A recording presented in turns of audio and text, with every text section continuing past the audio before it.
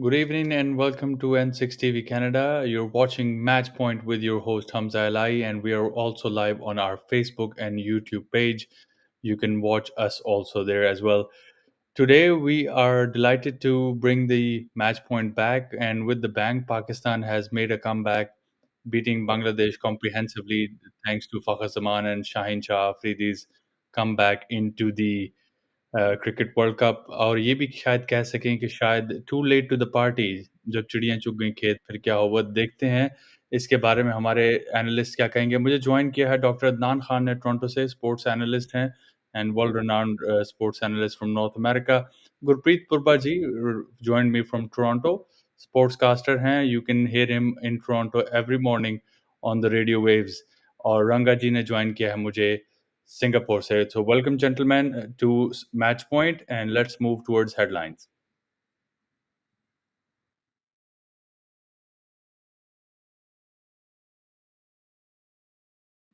Main headlines यही है कि पाकिस्तान ने 4 मुसलसल मैच हारने के बाद आज बांग्लादेश को हरा के अपनी पॉइंट टेबल पे बर्तरी बेहतर की और 5th पोजीशन पे गए, अपना नेट रेट भी बेहतर किया और जिसकी वजह से अब दोबारा से पाकिस्तानी फैन्स का दिल धड़कने लग गया है कि शायद शायद कुछ हो जाए, कल शायद साउथ अफ्रीका न्यूज़ीलैंड को हरा दे और हम सेमीफाइनल की तरफ चलें। इसके बारे में और जानकारी लेंगे, हमारे साथ हैं doctor Adnan. Doctor Adnan, what do you say about this? पहले मैं रंगा जी को सिंगापुर से जिन्होंने ज्वाइन किया है उनको वेलकम करूंगा। स्पेशल गेस्ट हमारे आज के मैच पॉइंट में उन्होंने खास टाइम निकाला। And yes Hamza, Pakistan beat Bangladesh to keep the world cup dream alive. So still hopes are there, लेकिन बड़ी देर की मेहरबान आते आते and Bangladesh is officially out of the cricket world cup 2023. So Pakistan now moving to the 5th in the points table in the World Cup 2023, and the total domination over the Bangladesh. And what a brilliant knock from Fakhar Zaman. So Fakhar is back in the form. ये आपकी निशानियां होती हैं जब आपका impact player चल रहा हो, तो that is the sign that where your team you can lead the team and where you can lead the team for the victory. Target was completed in 32.3. आगे चल के हम डिस्कस करेंगे। और if Pakistan would have chased in 30 overs और New Zealand lose to South Africa by 100 runs, ये equation था। लेकिन अब अगर न्यूजीलैंड इक्वेशन की हम बाद में बात करेंगे हेडलाइन की, लेकिन पाकिस्तान का जो मुकर्रर टारगेट था वो 30 ओवर्स था। बहुत कम लोगों को मालूम है कि जो दिया गया था, और न्यूजीलैंड साउथ अफ्रीका से कम 100 रन से हारे, तो फिर नेट रन रेट के मार्जिन से पाकिस्तान का चांस बनता है। Otherwise it's very difficult. 16 wickets from 5 games in the World Cup 2019 and now 16 wickets from 7 games in the World Cup 2023. Shaheen Shah Afridi is just 23 years of age, leading the pace attack, one-man army in the bowling unit of Pakistan. Congratulations Shaheen Shah Afridi. बड़ी खबर ये आज की। और अगली headline मेरे पास team India से है।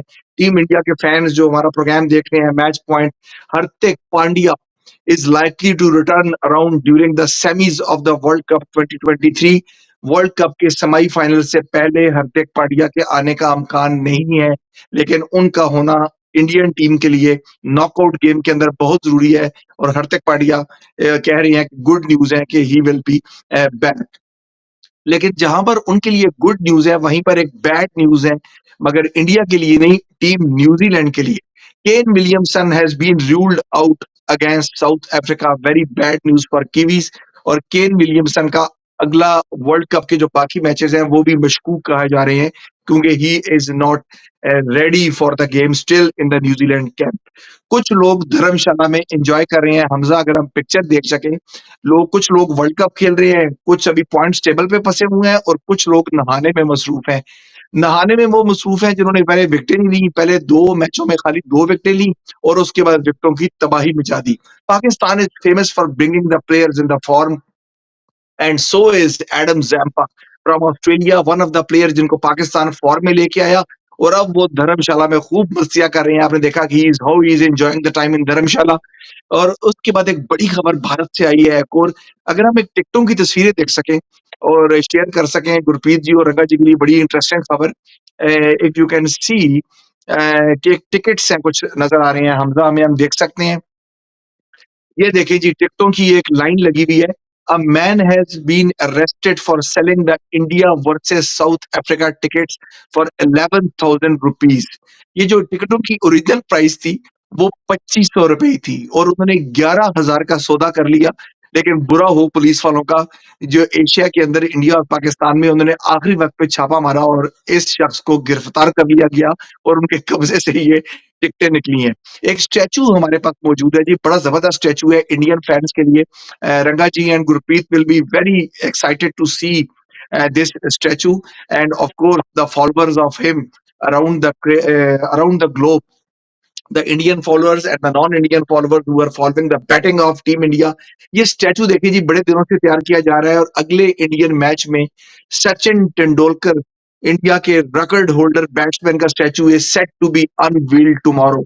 ये अनवील तो कर दिया जाएगा लेकिन उसके बाद प्रॉपर इसको इंडियन गेम के अंदर इसको लोगों के लिए ओपन किया जाएगा।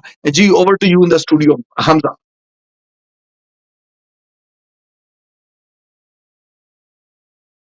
And our post match is Pakistan versus Bangladesh, and let's take your thoughts on the match and let's see कि क्या कोई कमी रह गई है या अभी भी हम बहुत लेट हैं। जैसे कि आपने कहा कि 30 ओवर्स में पूरा करना था। What I think personally when I was watching the match, Babar Azam when he came in, Fakhar Zaman was in a rush, but the stop came in between. He started stopping so many balls, and everybody knew. And चर्चा हो रही थी, commentary box में बोल रहा था कि अगर पाकिस्तान 30 ओवर में ये अचीव करता है, जो कि फ़खर मुसलसल करने की कोशिश कर रहे थे, क्या इससे कोई कमी आ सकती है या वो अच्छा फील कर सकते हैं? ओवर टू यू गुरप्रीत जी। बिल्कुल, थैंक यू हमज़ा। सबसे पहले तो आपको, डॉक्टर अदनान को और जितने भी पाकिस्तानी स्पोर्ट्स फ़ैन हैं उनको सबको बहुत-बहुत congratulations. This is what we expect from team Pakistan. But मैं ऑलवेज़ कहता रहता हूँ कि inconsistency of Pakistan cricket is their consistency. तो अभी जो इनकंसिस्टेंसी थी वो इस मैच में आयरन आउट हुई है, and this is the complete performance that you can expect from Team Pakistan when they are in full flow. Bowling performs, batting performs, and they win handsomely with 7 wickets. Having said that, मेरे पहले interview में भी जब हम बात कर रहे थे तब भी मैंने बोला था कि पाकिस्तान दूसरी टीमों से 2-3 मैच ज़्यादा लेगी सेटल होने में इंडिया में, क्योंकि बाकी सारे इंटरनेशनल प्लेयर इंडिया में आईपीएल खेलते हैं। पाकिस्तान के जो बॉलर हैं, जो बैट्समैन हैं, उनको 2-3 मैच लगेंगे। हालांकि मैं व्हाट आई वाज एक्सपेक्टिंग उससे थोड़े ज़्यादा मैचेस पाकिस्तान ने ले लिए, but I think this was the game जिसमें आपने देखा है कि दे वर इन फुल फ्लो। और एक जो साउथ अफ्रीका के साथ गेम थी, there you can say they were about 75% of what they can perform. आज उन्होंने कंप्लीट गेम खेला है, and congratulations to all the fans, this is what they want to see. लेकिन प्रॉब्लम ये है कि अभी उन्होंने फिर से जो फैंस की हैं वो होप्स जगा दी हैं लास्ट मिनट में आके कि शायद हम सेमीफाइनल में क्वालिफाई कर जाएं अगर न्यूजीलैंड जो है वो अच्छा परफॉर्म ना करे। सो मुझे लगता है अभी भी बहुत देर हो गई, और कल अगर न्यूजीलैंड जीत गया तो then rest is a history. But let's hope for now enjoy this wonderful victory, और उम्मीद करते हैं कि आपको कल जो है एक ट्रीट साउथ अफ्रीका भी देगा पाकिस्तानी फैंस को। जी हमजा। आपके इसके बारे में क्या ख़्यालात हैं, क्या विचार हैं?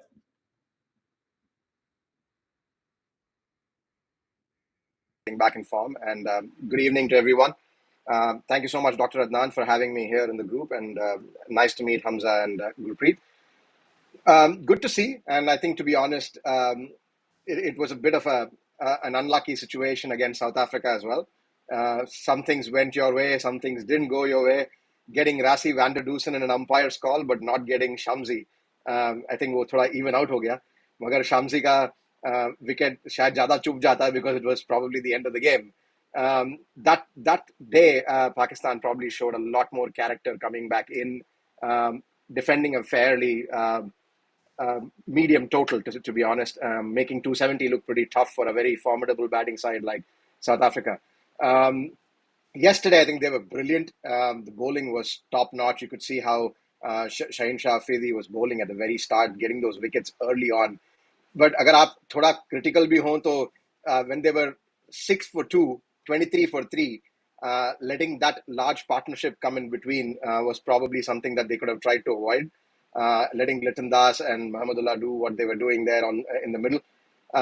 but उसके चलते the overall performance, Shaheen Afridi finishing at 3 for 23 is just brilliant. वो एक जो फॉर्म उनकी आती है बॉलिंग में, तो सारे ओपनिंग बैट्समैन या सारे बैट्समैन दुनिया के थोड़ा डरते हैं. So that form has hit at the right time, I would say. At least late, but good enough. Now the dependency is on other teams not doing well for Pakistan to come through, but hopefully the tide is turning. I'm sure not just Pakistan fans, but Indian fans and fans around the world want to see a Pakistan team in the semi-finals, where they want to be able to watch some top-notch bowling and a good contest within the bat and the ball.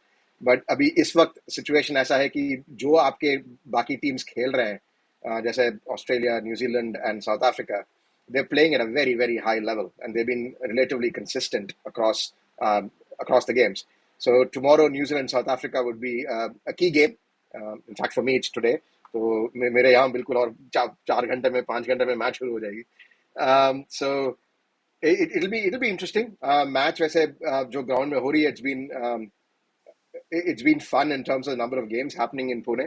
So और यहीं पे I think Gurpreet ji ने बताया था India England भी यहीं हुई थी, तो ज़्यादा high scoring game India England I think was Lucknow वैसे, but Pune has not been ultra high scoring, but should be fun to watch. जी बिल्कुल जी. Pakistan win over Bangladesh has kept the semis race alive still in the hopes of lot of Pakistani fans.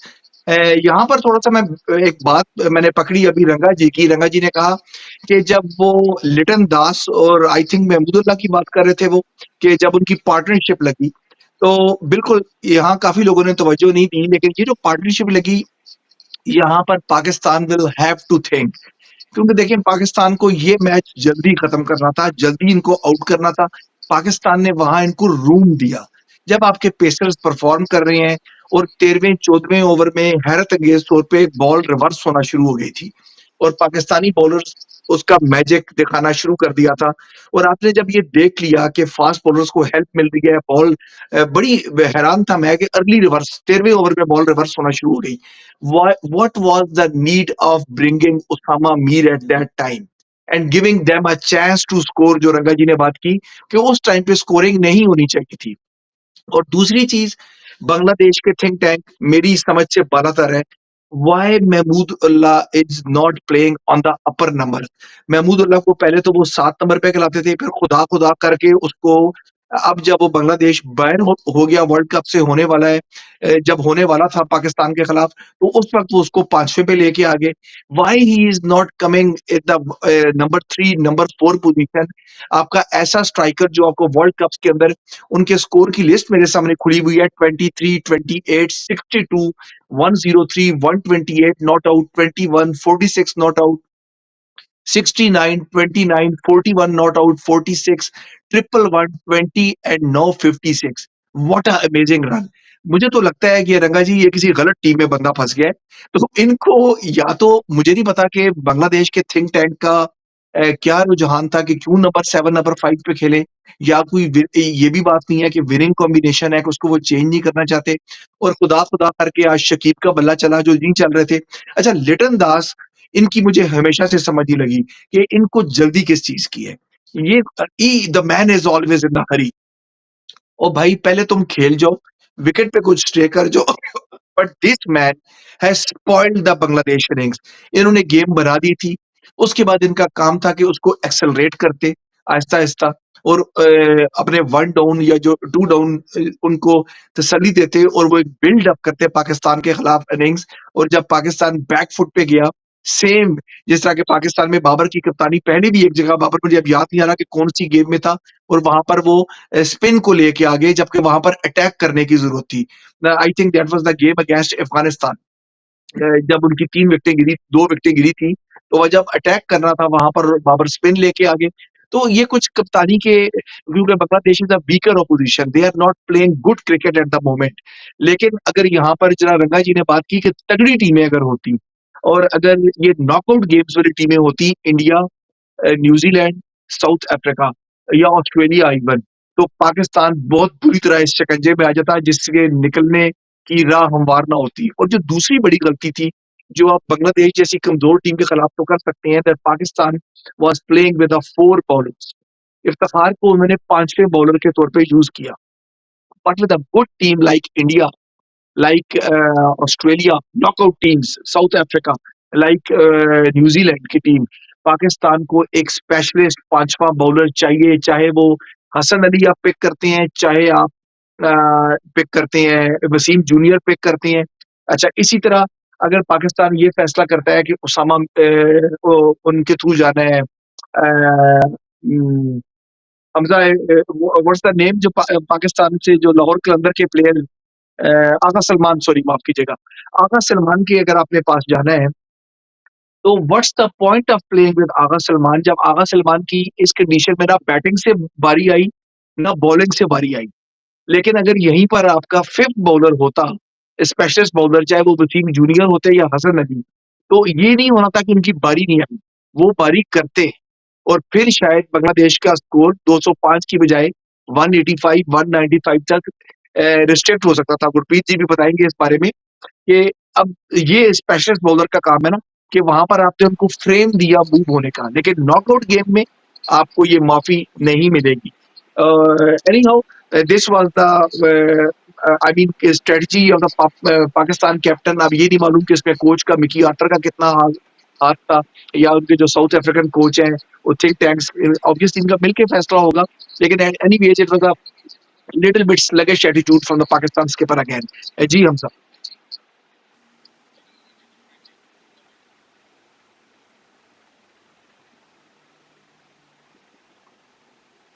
Preeti, your comment. Dr. Nan have put a question up to you.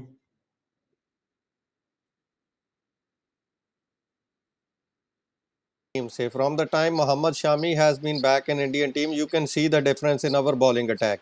अब मुझे भी just like Dr. Adnan has mentioned, I am unable to fathom the fact that Mohammad Shami जिसकी 13 world cup matches में 40 विकेटें हैं और one of the best seaming fast bowler है, वो बेंच पे बैठे हैं और हम शार्दुल ठाकुर को खिला रहे हैं। उन्होंने एक मैच में 2 ओवर करे हैं, एक मैच में 3 ओवर करे हैं। With this star studded batting lineup, अगर हमारे पहले 7 बैट्समैन स्कोर नहीं कर सकते तो खुदा का वास्ता मुझे नहीं लगता कि शार्दुल ठाकुर आके वहां पे सेंचुरी करके इंडिया को मैच जिता देंगे। 10 15 20 25 रन वो बना सकते हैं, but the fact that Mohammed Shami can save you those in bowling. So जब वो बॉलिंग करते हैं 3 या 4 विकेट लेते हैं तो that means he is already saving you 30-40 run right of their from the other side. तो वही चीज़ जो है आज पाकिस्तान ने करी है। अब बांग्लादेश के साथ आप बैटिंग स्ट्रॉन्ग करके जा रहे हो तो मुझे समझ में नहीं आया what was the logic behind that. बजाय इसके आप अपनी बॉलिंग स्ट्रॉन्ग करते, उनका कम स्कोर होता, आप उतनी जल्दी अचीव कर लेते, वो टारगेट भी 30 ओवर में अचीव हो जाना था, and it would have been a win win situation for Pakistan. जी back to Ranga ji. No, I totally agree. I think it's the parallel drawn to India. I think शायद सवाल सारे Indians के मन में भी था कि what was Shardul Thakur doing there? Because it's either you were entrusting your bowling or you had Hardik Pandya in 3 of those games as well. तो आपके पास इतनी bowling थी कि शार्दुल ठाकुर को bowling मिल नहीं रही थी, and you were not using the services of someone who is as good as Mohammad Shami, who came back for the game with New Zealand और उन्होंने काया पलट दी, 4 वहां ले लिए, 3 इंग्लैंड के साथ लिए. I think Mohammad Shami has now pretty much cemented himself in the playing 11 in terms of as long as he stays fit and can continue. But I would want to bring some reference to the way he bowled to the likes of Ben Stokes the other day. वो जो उनके 10 ball गिरे Ben Stokes को, I think they were बहुत ही प्यारा एक headlines था क्रिक info में which said 10 balls from hell for Ben Stokes, क्योंकि वो एक बॉल छू नहीं पाए, उनमें 10 में उन्होंने सिर्फ एक ही बॉल को बैट से लगाया जो सीधे आई थिंक कवर्स या मिड ऑफ के पास गई थी, मगर उसके अलावा बॉल कहीं लगी नहीं बैट में. और वो जो the way he set him up, the way the ball kept leaving him and then coming back in, that was something that if you go back one game for Pakistan was lacking against South Africa. जब आपके आगे केशव महाराज, इंगीडी और शम्सी थे, आपके fast bowlers उन्हें bounce out करने की कोशिश कर रहे थे रादर देन स्टंप पे डालने की. आप अगर बुमराह को देखें, जब उन्होंने मार्क वुड को आउट किया, कोई शक की गुंजाइश नहीं है जब आप बॉल को स्टंप के पास पिच करेंगे और यॉर्क हो जाएगा बैट्समैन. तो there were more attempts at bouncing the tail enders out rather than bowling straight at the stump and you miss I hit concept. तो वो ज्यादा चांस बनने चाहिए थे. और कप्तानी की तरफ से अगर आप देखें, वहां पे आई थिंक एक चूक हुई है पाकिस्तान से, जब आप उस मौके पे उसामा मीर को डलवाते लेग स्पिनर को, तो would have been a bigger challenge to score for Keshav Maharaj than maybe Nawaz, because वो जो एंगल होती है एक लेफ्ट आर्म स्पिनर की, वो डाउन द लेग साइड तो जाएगी, वो जब आप वो डार्ट करने की कोशिश करेंगे पैरों पे, तो वो शायद थोड़ी एक स्ट्रेटेजिक गलती हुई है वहां पर, जो आप एक विकेट 3-4 रन से गेम जीत सकते थे, वो आप एक विकेट से हार गए। और यहाँ पे अब जाकर जब आपने बैटिंग स्ट्रेंथन करी है बांग्लादेश के अगेंस्ट, जब आपको बॉलिंग स्ट्रेंथन करके बांग्लादेश को 200 से कम में निपटाकर जल्दी गेम खत्म करना था, तो I think these are things that probably will help them learn. But what is also important is Pakistan needs to win the next couple of games to make sure they are also not just in the Champions Trophy on the basis of being hosts, but also on the basis of being a top of the table performer. आप ये नहीं चाहेंगे कि आप 7वें या 8वें position पे हो और आप चैंपियंस ट्रॉफी इसलिए खेलें कि आप होस्ट हो, क्योंकि इस बार की चैंपियंस ट्रॉफी 7+ होस्ट की तरह गिना जा रहा है। तो I think Pakistan would want to prove themselves as a genuine contender. They are now potentially a genuine contender for a semi-final berth, depending on someone else's performance. But आगे के 2 game अगर चल के जीते, तो they will solidify themselves. एक तो New Zealand के साथ है आपका मुकाबला, which will be a great game, क्योंकि उस वक्त तक पाकिस्तान को ये भी पता चल जाएगा कि चांसेस कितने हैं। और आखिरी गेम तो हमारे डिफेंडिंग चैंपियंस के साथ हैं, जो इस साल डिफेंडिंग चैंपियंस की तरह खेल नहीं रहे हैं। तो that should be an interesting one as well. And अगर हम defending champions की बात करें, I'm sure even the English commentators and the English seniors have said that they've just not turned up. So they've not looked like defending champions at all in the 2023 World Cup. Ji, Rangaji or Gurpreet ji, both of them told, and both of them specifically told about Mohammad Shami and Jasprit Bumrah and their accuracy. So this was once the trademark of the Pakistan team. Pakistan bowling, which was boasting over the fast bowlers, and who were boasting on their death bowling, and who were boasting on these trademark Yorkers, has gone with the wind. And Indian team, what is the राज है इस team के पीछे, team India को number 1 बनाने का, कि India की batting तो कई दहाइयों से उनके साथ थी, उनकी बॉलिंग इसका साथ नहीं देती थी। लेकिन अब इस अनोखी जो जीत की दास्तान है, इसमें बॉलिंग उससे बढ़ के है और बैटिंग उससे बढ़ के है और फील्डिंग 200% है। That's why they are the top of the table, crushing everyone. Yorkers from the hell, उन्होंने बिल्कुल ठीक कहा, क्योंकि इंडिया की टीम का अभी कोई तोड़ सामने दिख नहीं रहा। इवन इंडिया की टीम ने अपना विनिंग सीक्वल तोड़ने की कोशिश की कि कर्स ब्रेक कर दें नॉकआउट गेम से पहले, लेकिन इंग्लैंड ने कहा कि we won't win the game. काफी कोशिश की भारत ने कि यार मैच जीत जाओ, लेकिन इंग्लैंड की टीम मुसर थी इस बात पे कि ये मैच नहीं जीतना। तो जहां इंग्लिश टीम ने मैच नहीं जीतना, वहां पर पाकिस्तान टीम ने मैच जीत लिया और जीता। और आपको मैं स्टैट्स के हवाले से बताना चाहूंगा कि शाहीन शाह अफरीदी, पाकिस्तान के ace pacer, is the quickest to complete the 100 ODI wickets in the fast bowler. Shaheen Shah Afridi ने अब 51 मैचेस के अंदर ये रिकॉर्ड हासिल किया। उन्होंने मिचेल स्टार्क का 52 मैचेस का रिकॉर्ड ब्रेक कर दिया है।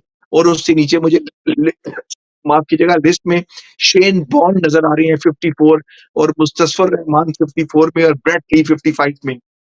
लेकिन शायद आप ये जानना चाहें कि उन्होंने रिकॉर्ड तोड़ा है मिचेल स्टार्क का, but who is the quickest to get 100 wickets in the ODI?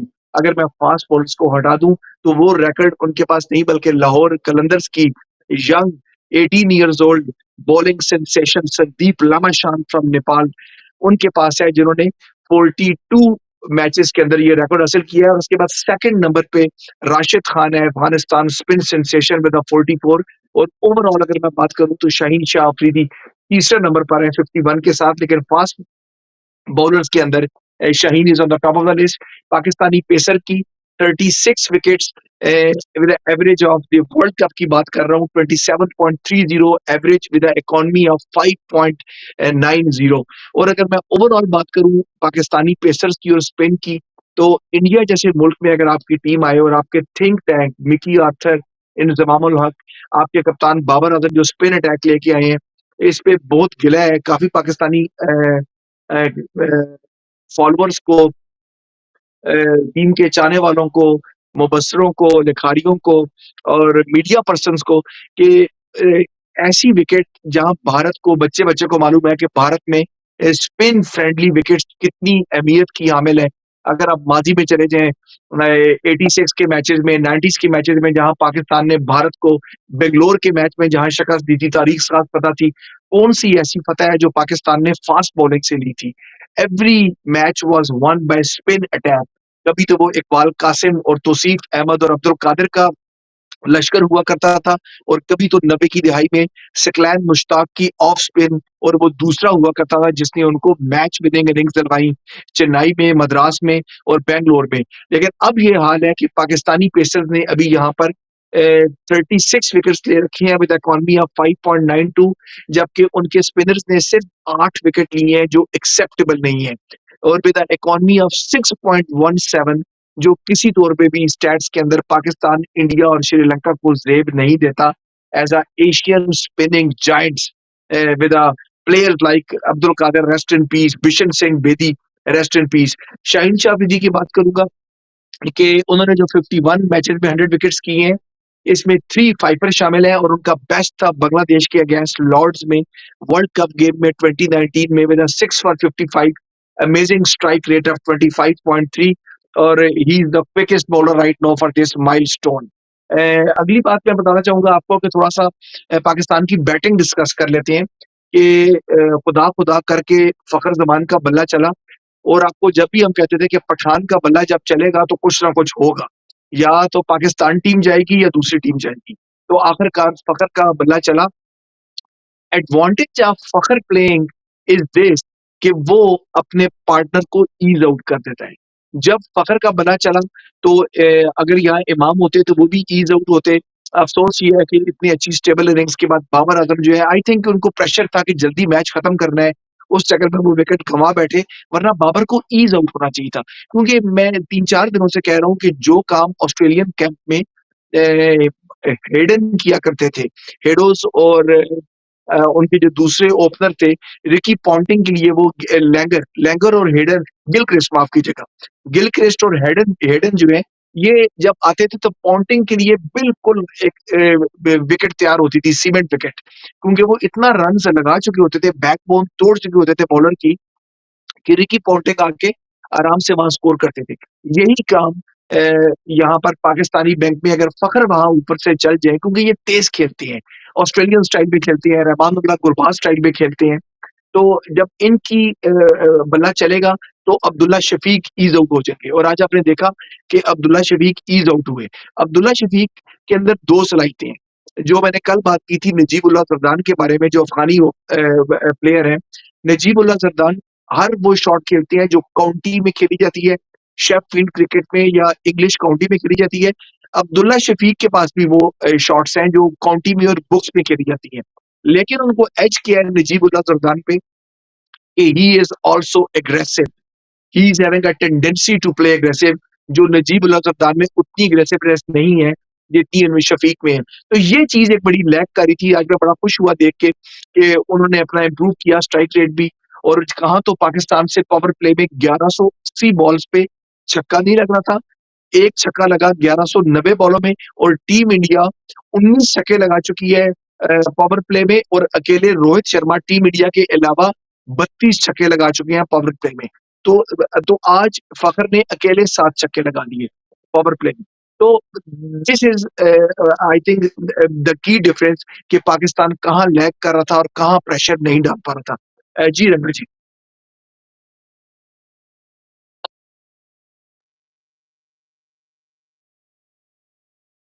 मुझे पता नहीं कि उन्हें प्रीवियस गेम्स में खिलाया क्यों नहीं गया, शायद इंजर्ड थे या फिट नहीं हो रहे थे in terms of the entire equation of the team, मगर उनका होना एक एक्स फैक्टर है because he plays attacking cricket, he has one of the higher scores for individuals in Pakistan, तो ही नोस हिटिंग डैडी 100 जैसे रोहित शर्मा मारते हैं बड़े बड़े 100, he is known for hitting that. तो अगर आप उनको आगे मौका देंगे तो he will be able to perform और build that stage for someone like a Babar Azam and a Mohammad Rizwan to come and collect runs quickly, क्योंकि आपके लिए वो फाउंडेशन सेट हो जाएगा। तो ये शायद एक चीज़ पाकिस्तान ने मिस करी है जो उन्हें पहले के मैचेस में नहीं खिलाए गए। अगर आप देखें उन्हें, आई थिंक अफगानिस्तान वाले मैच में फ़खर जमान खेले नहीं, if my memory serves me right, and Yes. The score stopped at 280, जो मेरे ख्याल से that chase from Afghanistan was a champion chase. उन्होंने जिस तरीके से वो चेस अप्रोच करी थी पाकिस्तान के फॉर्मिडेबल बॉलिंग के साथ, 8 विकेट से वो गेम जीतना was not easy. The score wasn't easy either, मगर वो the approach from Ibrahim Zadran and Ramanullah Gurbaz at the top was excellent. थोड़ा जी रुक के भी था. At the same time, you had Gurbaz going after the bowling, scoring at over 100 strike rate, whereas Ibrahim Zadran was holding one fort. उसके बाद आप देखें रहमत शाह और हजमतुल्लाह comes in, the captain comes in, and they finish it off with a very very controlled measure, right? वो एक ऐसा था कि पाकिस्तान के लिए वो इनिंग्स कोई आगे लेके जा नहीं पाया. बाबर आजम स्कोर्ड 74, बट उसके बाद वो अपना इनिंग्स आगे लेके he couldn't convert it to 100. Abdullah Shafiq played very well for 58 but couldn't take it further. तो ये एक चीज पाकिस्तान में आप देख रहे हैं कि nobody is carrying their innings forward. Babar Azam's got multiple 50s, but he's not taken that to bigger scores, which is what you would expect from a number 3. Ji There are रंगा जी, complaints. Babar Azam जिस match में 50 लगाते हैं पाकिस्तान वो match हार जाता है. तो मुझे तो वो सचिन की 100 वाली इक्वेशन फिट होती कि सचिन को कहते थे कि 100 ना बनाने दो, सचिन को कहते थे कि अपोजिशन कहती थी इसको 100 बनाने दो. तो जो सचिन वाली इक्वेशन है वो बाबर पे फिट आ रही है इस वक्त. तो जिसमें वो 50 बनाती हैं पाकिस्तान लूज लगे. But I think आज के टाइम पे if Virat Kohli or Rohit Sharma is making 100, then India goes on to win the game. So I think it's fitting differently for different teams. And Sachin की बात करें तो उनके ऐसा कोई और प्लेयर था नहीं. मैं ये नहीं कहूँगा कि है नहीं. Virat Kohli definitely puts up a case that he is probably one of the best in the world when it comes to chasing. ये सवाल I think पूर्व कप्तान इंग्लैंड के नासिर हुसैन को किया गया था कि आप ये बताएं कि बेस्ट गोट इन ओडीआई कौन है, सचिन या Virat. And answer was quite interesting. उन्होंने कहा अगर बैटिंग पहले कर रहे हो तो you want Sachin to bat for you because he can build the innings, build a target for you. But अगर आप चेस कर रहे हो you want a Virat Kohli to be the one chasing for you. तो no doubt he is the chasing master. भाई ये debatable है. अगर आप 1998 में सचिन के चेसिंग देखें ऑस्ट्रेलिया के खिलाफ शारदा में, तो you will think there is nobody better than him against that bowling lineup of McGrath, Bretley, Kasparovich, and so on, Gillespie as well. So those were amazing chases, but at the same time, the consistency with which Virat Kohli has been doing it is just incredible. So Actually, I was impressed with Virat. I was impressed with Virat that his 100 never goes in vain in the successful causes. If I compare with the rest of the batters in the successful causes, no one can match the Virat's legacy. Agreed. He's probably, I think, got the best strike rate of chasing hundreds that end up in a win. तो वो बहुत ही प्यारा record है रखना. And I think against the recent game जब वो एक 100 मारते चूक गए थे न्यूजीलैंड के साथ, वो तो सचिन तेंदुलकर का रिकॉर्ड भी इक्वल कर जाते of 49 hundreds in ODIs. So there are multiple schools of thought. लोगों ने कहा कि भाई वर्ल्ड कप गेम में 100 को इंडिविजुअल टारगेट चेस करना अच्छा नहीं है और उसके चलते आउट हो जाना जब रन्स फिर भी बचे थे बनाने में. And it just takes one good ball from a Trent Bolt, a couple of Yorkers, and you're into the tail. शायद इंडिया एक्सपोज हो सकता था, मगर schools of thoughts were different. The team did go on to win in the very next ball with Jadeja hitting that boundary. Magar, I think वो 100 बन जाती तो it would have been great with Virat Kohli coming into Mumbai where Sachin's big statue is going to be unveiled and he walks in as a record equaling 4900 is quite impressive. वो काफी अच्छा होता देखने को in terms of the scoreboard. And he also is going to be celebrating his birthday, I think, when they play at Eden Gardens against their next game, South Africa के साथ. So that it's going to be fun. Hopefully he gets a good birthday gift with 100 scores that wins the game for India and then equals Sachin Tendulkar's record of 49. Tests काफी दूर लग रहा है इस वक्त, मगर ODIs तो बड़ा सामने है.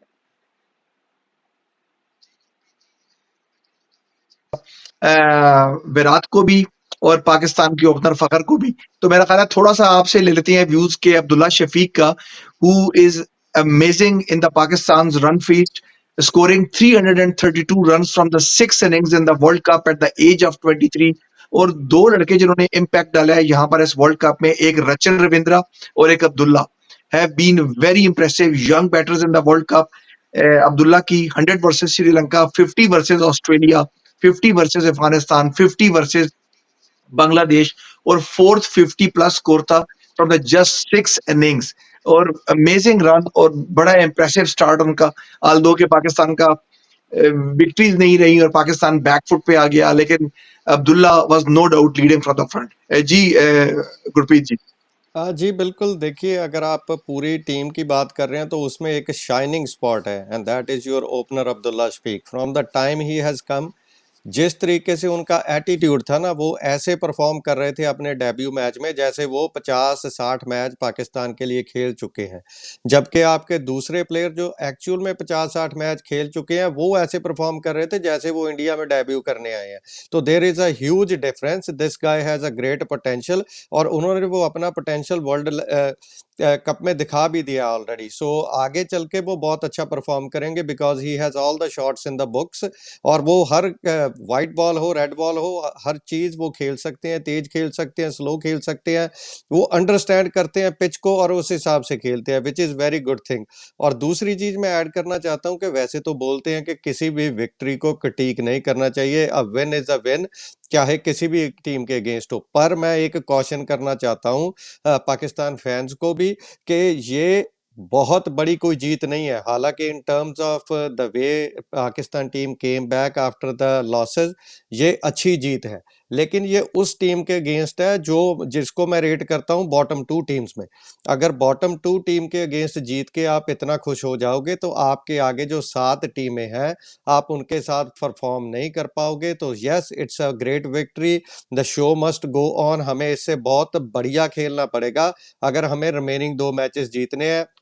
अदरवाइज हम कहीं इस लॉरल पे ना सेट करके बैठ जाएं कि हमने तो बांग्लादेश को 7 विकेट से और 18 ओवर रहते हुए मार दिया। अभी जो है फासला बहुत दूर है, जैसे हम बोलते हैं ना, दिल्ली अभी बहुत दूर है न्यूजीलैंड को मैच हारने हैं, और आपको ऐसे ही इम्पैक्टफुली 2 मैच और जीतने हैं, तब आप कह सकते हैं कि पाकिस्तान टीम इज़ बैक। अभी वापस जरूर आए हैं but it is too late, और एक इतनी कोई अच्छी टीम के अगेंस्ट वो नहीं जीते हैं। बहरहाल it was a wonderful victory by 7 wickets. जी हमजा।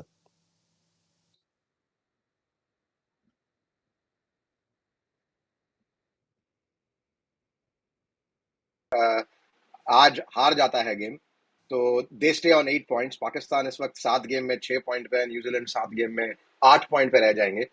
और अगला मैच जो है पाकिस्तान का वो न्यूजीलैंड के साथ ही है, जो है सैटरडे 4 नवंबर को, which becomes practically like a knockout. अगर हार जाते हैं तो बाहर हो जाएंगे, अगर जीत जाते हैं तो न्यूजीलैंड के साथ इक्वल कर जाएंगे। मगर फिर भी New Zealand and Pakistan will both have 1-1 game in hand, with New Zealand playing Sri Lanka and Pakistan playing England. So mathematically, there जी will be a lot more permutations that New Zealand will have to lose another game. जी रंगा जी, थोड़ा सा पाकिस्तान के लिए हालात इस वक्त tough हैं, क्योंकि मेरे हिसाब से क्योंकि पाकिस्तान को आज का गेम 30 ओवर्स में खत्म करना था, लेकिन पाकिस्तान ने 30 Hamza if I am not 32.3 right 32.3 में खत्म किया। Yes. 32.3 Pakistan has to finish the game in 30 overs to stay in contention. अभी ये असल में ये अब डिपेंड कर रहा सर, है कि न्यूजीलैंड की टीम। एक बात आपसे अगर मैं पूछ सकूं, तो जब वो विकेट गिरी और हमारे कप्तान साहब बाहर आए, wouldn't he have known that fact? I think he was knowing, और आम ये कहा जा रहा है कि वो इसी प्रेशर में उनकी विकेट गिरी कि वो तेज खेलने के चक्कर में, लेकिन I do not agree, still he should have executed, और उनको ये मालूम होना चाहिए था कि हमने किसी भी दौर इस मैच को प्रोलॉन्ग नहीं करना। अगर आपको याद और हो उन्होंने खुद 7 बॉल 1970 एक्स्ट्रा खा लिए। जी, अगर आपको याद हो रंगा जी, बड़ी एक इंटरेस्टिंग स्टोरी सुनाना चाहता हूँ आपको। हमने प्रोग्राम को क्लोज भी करना है, लेकिन चूंकि अब वो एक मेरे दिमाग में छिड़ गई है एक बात। 1987 का क्रिकेट वर्ल्ड कप, पाकिस्तान की टीम पूल ए में थी, भारत की टीम पूल बी में थी। Pakistan was cruising, India was cruising. ये वही वर्ल्ड कप है जहां पर ऑस्ट्रेलिया जो अंडरडॉग्स थे वो लेटर ऑन तो वर्ल्ड चैंपियन बन गए, पर उन्होंने पहले ही मैच में भारत को मद्रास में 1 रन से शिकस्त दी थी। उस वक्त वो वर्ल्ड कप का शॉर्टेस्ट मार्जिन ऑफ विक्ट्री था, और भारत एक निस्बतन आसान टीम से हार गया। उसके बाद पूल बी में क्या हुआ कि पूल बी में ये पोजीशन हो गई थी कि भारत को चूंकि एक मैच हार गया था ऑस्ट्रेलिया से, तो भारत को मैच खेलने के लिए लाहौर आना था, लेकिन भारत मैच खेलना चाहता था बॉम्बे में। बॉम्बे में रहने के लिए जरूरी था कि जो आखिरी मैच है न्यूजीलैंड के अगेंस्ट, वहां पर भारत की टीम वो मैच 30 ओवर्स में खत्म करना है टारगेट, जो चेस करना है मैच को, वरना उनको लाहौर आना पड़ेगा अगर वो 31 ओवर्स में करती है। तो people were asking for the Pakistan versus India semifinal, लेकिन फिर आम ख्याल उसके बाद ये आ गया कि नहीं यार, भारत को भारत में ही होना चाहिए और पाकिस्तान और भारत को फाइनल में मिलना चाहिए। लेकिन होता वही है जो मंजूर खुदा होता है, भारत वहां हार गया इंग्लैंड से और पाकिस्तान यहाँ अंडरडॉग ऑस्ट्रेलिया से हार गया और एडन गार्डन्स में एशेज का फाइनल हो गया। लेकिन इंटरेस्टिंग सूरत हाल ये थी कि वो जो आखिरी मैच था न्यूजीलैंड से, वहां पर भारत को 30 ओवर्स में ये मैच खत्म करना था। तो उस वक्त तक सुनील गावस्कर जी की एक भी सेंचुरी नहीं थी ओडीआई के अंदर। उन पे प्रेशर डाला गया कि अगर you are in the Indian team you have to score century. तो वो गावस्कर की पहली मेडन ओडीआई सेंचुरी थी जो उस मैच में थी। और गावस्कर इतना तेज खेले कृष्णचारी श्रीकांत के साथ कि भारत ने वो हदफ 30 ओवर से पहले मुकम्मल कर लिया। And that's why India stayed there in the Bombay and Australia team had to come to Lahore to play to the Pakistan, Imran Khan Pakistan. कुछ याद आया होगा आपको इस मैच के बारे में? उतना तो याद नहीं होगा सर, थोड़ी उम्र छोटी थी उस वक्त। बस ये जरूर याद है कि सेमीफाइनल में नहीं हार रंगा गए जी, थे। मेरी उम्र भी छोटी थी। बट ये याद जरूर है कि हम इंग्लैंड से सेमीफाइनल में हार गए थे, जो एक्सपेक्टेड था कि जीत सकते हैं, जो टोटल उतनी ज्यादा थी नहीं बॉम्बे में। I think we had to chase somewhere around 250 odd mark and we lost that by about 30-40 runs. तो वो एक था जो चुभेगा। मगर I think it is also interesting कि Pakistan also ended up losing to Australia in Lahore, and then Australia played England to win their World Cup in जी, Gardens. और ये वो ही वर्ल्ड कप था जहां पर वर्ल्ड कप की पहली हैट्रिक हुई थी। चेतन शर्मा जो चेतन अभी शर्मा ने लिया था। चेतन शर्मा ने हैट्रिक की थी और अभी उनको 10 महीने हुए थे जावेद मियांदाद से वो छक्का खाए हुए। वो छक्का जिसका बड़ा एक पेन महसूस किया जाता था इंडियन टीम के अंदर, इंडियन फैंस के अंदर उस वक्त, क्योंकि बहुत बड़ी बात थी उस वक्त के एक टूर्ना अभी अभी तक till history till to the date कोई भी क्रिकेट आईसीसी टूर्नामेंट छक्के के ऊपर खत्म नहीं हुआ, लास्ट बॉल के ऊपर। छक्के पे खत्म हुआ है लेकिन कार्लोस ब्रेथवेट ने खत्म किया हुआ है वर्ल्ड कप, लेकिन लास्ट बॉल के ऊपर छक्के के ऊपर अभी तक कोई टूर्नामेंट खत्म नहीं हुआ। वंस राहुल द्रविड़ ने इस बात का जिक्र किया था, that was one of my worst nightmares of my childhood. तो चेतन शर्मा के बारे में मुझे इतना अच्छी रिकवरी थी कि अभी ये 9 महीने हुए थे इस चीज को। तो बॉलर के लिए बड़ा एक ट्रॉमा होता है इस चीज का कि टूर्नामेंट जाना, और स्पेशली व्हेन आर्च राइवल्स खेलते हैं तो इंटेंसिटी बढ़ जाती है फील्ड के अंदर। तो उसके बाद वो आए थे और उन्होंने सारे क्लीन बोल्ड किए थे। उन्होंने पहले चैटफील्ड को आउट, पहले रूथरफोर्ड को आउट किया था, उसके बाद इयन स्मिथ को आउट किया था, जो is a famous commentator for the New Zealand, जो अभी भी न्यूजीलैंड की गेम की कमेंट्री कर रहे थे और 2019 के वर्ल्ड कप के फाइनल में भी कमेंट्री कर रहे थे, बड़ा फेम हासिल किया उन्होंने। और थर्ड नंबर पे उन्होंने चैटफील्ड को, इवान चैटफील्ड को बोल्ड किया था। तो ये 3 उन्होंने विकेट्स लिए थे और उन्होंने हैट्रिक मुकम्मल किया था and this was the first hat trick of the world Cup. अच्छा, आपने रंगा जी ने पूछा, मैं इस बात को यहीं खत्म करूंगा पताके के चांसेस ऑफ पाकिस्तान। तो अब 30 ओवर्स में तो पाकिस्तान खत्म नहीं कर सका, लेकिन दूसरी क्वेश्चन ये है जो मेरे सामने आ रही है यहाँ पर कि न्यूजीलैंड को जो मैच हारना है साउथ अफ्रीका से, वो कम से कम 100 रन से हारना है। 100 रन से कम में आते हैं तो पाकिस्तान का नेट रन रेट फिर भी नीचे होगा, क्योंकि पाकिस्तान को जो मार पड़ी है इंडिया के मैच से, जो पाकिस्तान ने पूरे ओवर्स नहीं खेले, and this is the worst scenario of the Pakistan team कि उन्होंने अपने ओवर्स मुकम्मल नहीं किए। इसी तरह उन्होंने अफगानिस्तान के खिलाफ ओवर्स मुकम्मल नहीं किए। अगर वो 2-3 ओवर्स वहां पर शॉर्ट ना होते तो उस वक्त अगर न्यूजीलैंड 100 रन से हारता साउथ अफ्रीका से तो पाकिस्तान रन रेट पे कम कर सकता था। तो मेरे हिसाब से अगर न्यूजीलैंड कल 100 रन से भी साउथ अफ्रीका से हारता है तो उसके बावजूद भी पाकिस्तान के चांसेस इतने ज्यादा नहीं है। लेकिन मुझे अब एग्जैक्ट क्वेश्चन नहीं पता कि पाकिस्तान को 122 या 128 कहा जा रहा है। अगर इतने रन से डिफीट होती है न्यूजीलैंड को तो पाकिस्तान का नेट रन रेट, अगर पाकिस्तान उस पर अगले मैच में हराता है न्यूजीलैंड को, न्यूजीलैंड तो फिर पाकिस्तान का रन रेट ऊपर चला जाएगा। अगर न्यूजीलैंड 125 रन से कम मैच हारते हैं। लेकिन 100 रन की इक्वेशन आज के मैच से पहले थी, क्योंकि पाकिस्तान दोबारा लैक हो गया, 2 ओवर्स 32 में मैच चला गया, तो ये फिर पाकिस्तान ने अपने टारगेट को थोड़ा सा टफ कर लिया है। मगर अगर सच बोला जाए, न्यूजीलैंड जिस फॉर्म में खेल काफी जब मुश्किल है उनके south African team just comes up with a different level of a bowling performance जो उन्होंने प्रीवियस गेम में जो न्यूजीलैंड ने चेस करी ऑस्ट्रेलिया के साथ, वो शायद वर्ल्ड कप के दैट वाज इतिहास में amazing one of the most beautiful games होगी देखने के लिए। ये दैट वाज एक्चुअली अमेजिंग लोग बोलेंगे कि भाई आप हमेशा इतने फ्लैट विकेट्स देखना नहीं चाहते जहां 750 रन बन जाते हैं, 760 रन बन जाते हैं, मगर जिस तरीके से उन्होंने एक चेस करा, जिस तरीके से रचिन रविंद्रा की क्लीन हिटिंग थी और फिर जिमी नीशम ने आके इतनी क्लीन स्ट्राइकिंग करी और प्रेशर डाला मिचेल स्टार्क पे कि एक 5 वाइड चला गया, बिल्कुल एक शॉट पर गेम आ गई थी। अगर जिमी नीशम एक पहले बॉल में आउट नहीं होते तो उन्हें जावेद भाई जैसे मौका मिल जाता कि लास्ट बॉल में छक्का मार के मैच खत्म कर लेते, क्योंकि 5 रन चाहिए थे जीतने के लिए, तो वो भी लास्ट बॉल में छक्का मार के जावेद मियांदाद की तरह बन सकते थे। मगर आई थिंक वो match stands out as a beautiful game in the world Cup, just like I think India England was fantastic for a bowling performance. But New Zealand South Africa में क्या कोई और तरीका भी है? अगर न्यूजीलैंड पहले बैटिंग करती है तो उन्हें कितने रन से ये गेम, कितनी जल्दी से साउथ अफ्रीका को गेम खत्म करना पड़ेगा कि नेट रन रेट कम हो? Is there such equation as well? जी नहीं, वो क्वेश्चन अभी मेरे सामने नहीं आई, आई डिडंट कम अक्रॉस, लेकिन जो हमने हिसाब लगाया था उसमें पाकिस्तान का मैंने अभी एग्जैक्ट मेरे सामने आ गया कि 122 रन्स के हिसाब से हमें मालूम है, लेकिन विकेट्स का अभी हमें मार्जिन का इसमें आइडिया नहीं हो रहा कि अगर वो रिवर्स हो जाती है situation then what would have been the question, लेकिन माइट भी थोड़ी देर तक क्लियर हो जाए सुबह तक, लेकिन अभी क्लियर नहीं है क्वेश्चन हमारे पास। सर मैं ऐड कर देता हूं थोड़ी सी बात।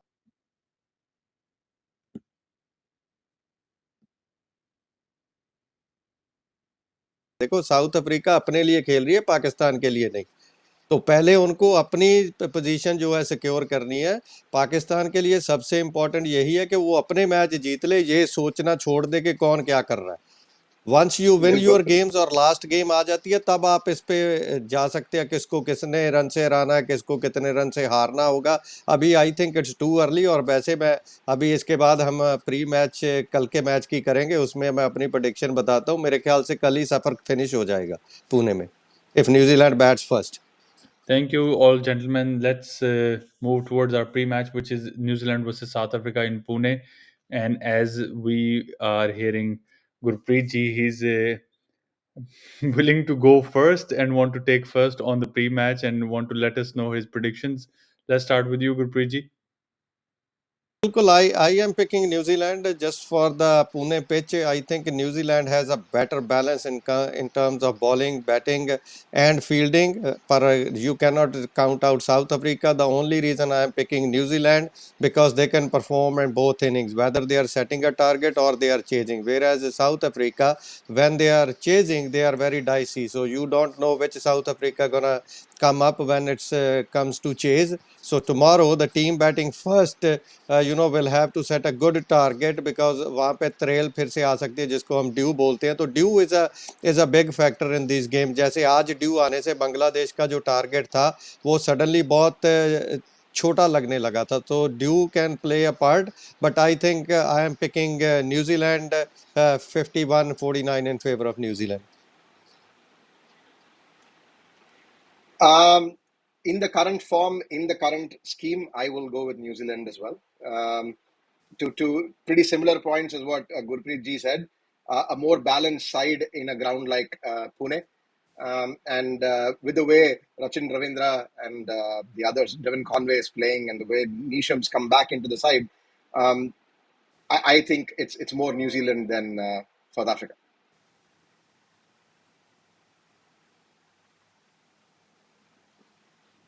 Ji, actually, Kiwis are leading 6-2 against Proteas in the World Cup games.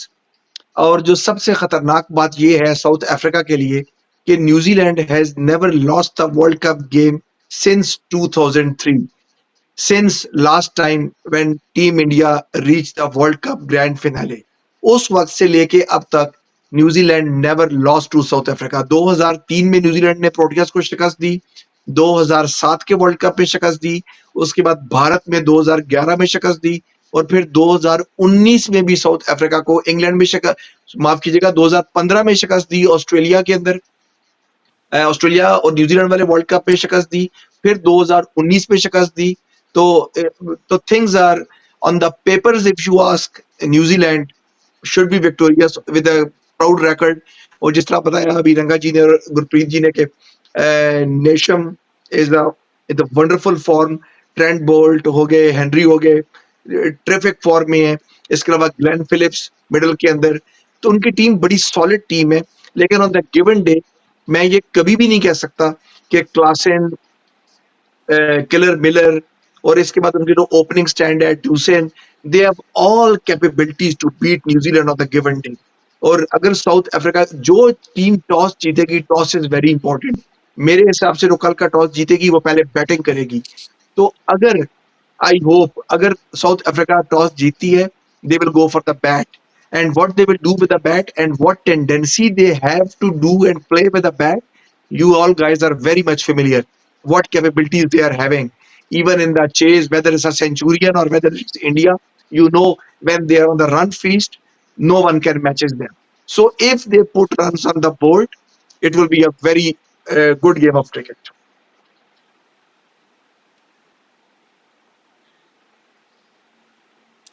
Very Doctor, much.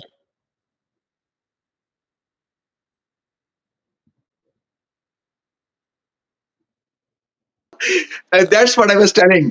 कि रैकेट्स तो न्यूजीलैंड के साथ हैं, लेकिन साउथ अफ्रीका का जो रन है अगर वो पहले बैट करते हैं, I will go with the south Africa. Dr. Adnan's prediction sounds more patriotic.